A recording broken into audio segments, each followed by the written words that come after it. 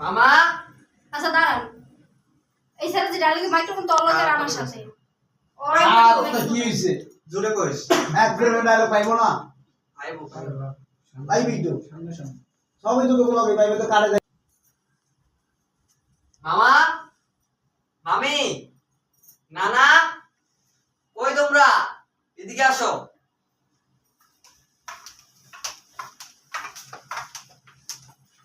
কি রে তুই ঈদের দিনে এই বাসায় কি করস? মামি ঈদ মুবারক মামা কই তোর মামা বাসায় নাই।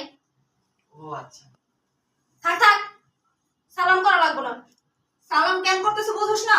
ফকিন্নি ছোট লোক তো ঈদের দিন আসছে মামা আর মামিরে সালাম করে টাকা নেওয়ার জন্য।